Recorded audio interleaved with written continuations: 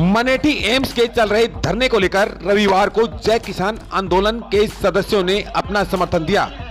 अपने समर्थन में उन्होंने 2018 से एम्स संघर्ष समिति द्वारा उठाई जा रही मांग पर सरकार की बहानेबाजी के साथ सरकार द्वारा बार बार झूठ बोलना करार दिया है।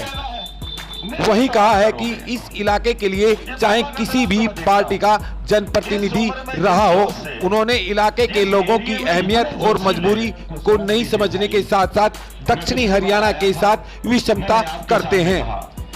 जिसके लिए इलाके के लोगों द्वारा अपनी मांगों को लेकर संघर्ष के साथ लड़ाई बहानेबाजी होती है। हम में से ही कोई लोग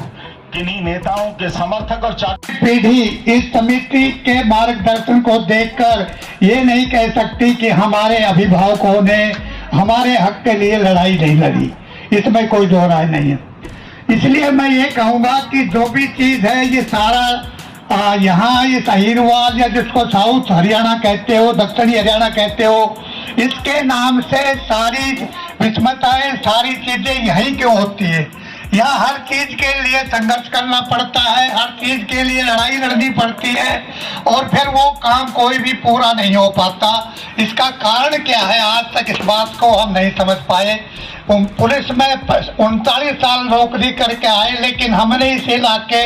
एक बार चौधरी बंसीलाल जी सीएम थे हरियाणा के, उनकी स्कोर टीम में मैं उनके साथ था,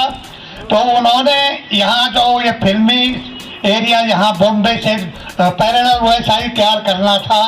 तो उन्होंने सर्वे करवाया कि भाई सबसे सुरक्षित, सबसे अपराध मुक्त, सबसे कौन सा इलाका है। तो पूरे हरियाणा में जब पूरा सर्वे हुआ तो धारणा से लेकर ये मनेठी, सारा ये अलवर तक जितना भी आया कि ये अहीरवाल का जो क्षेत्र है यहाँ क्राइम मुक्त एरिया है, कमा के खाने वाले लोग हैं, कोई किसी तरह की इसमें नशा पत्ती नहीं है और सबसे उपयुक्त जगह और सबसे सूरवीर नेता,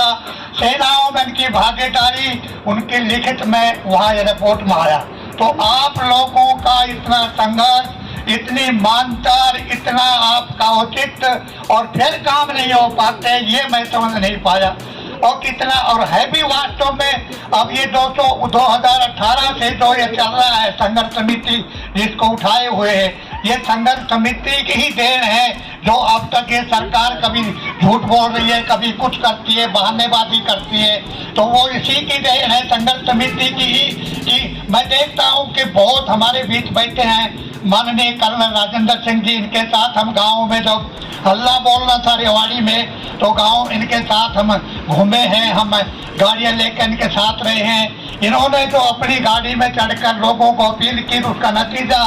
हजारों आदमियों ने यहाँ कुंड मंडी इसमें पीपी में गिरफ्तार है कि आप सब जानते हो, कोई अलग नहीं। महिलाओं की इतनी बड़ी भागीदारी, महिलाओं को यहाँ जब धरने पे दिल्ली बैठते थे तो बराबर की हिस्सेदारी होती थी और फिर सुनवाई नहीं होती। तो इसका एक ही कारण है कि हमारे जनप्रतिनिधि कोई भी हो, किसी भी पार्टी का हो, उन्होंने हमारी अहमियत को नहीं समझा, हमारी मजबूरी को नहीं समझा।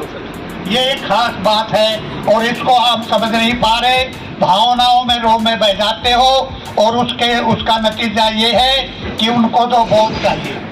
अब वो जो मैं ये है कि जैसे अब नेता है, एक आदमी था दिल्ली घूमने जाता, बच्चे खेलते रहते थे इस मोहल्ले में, जब वो चलता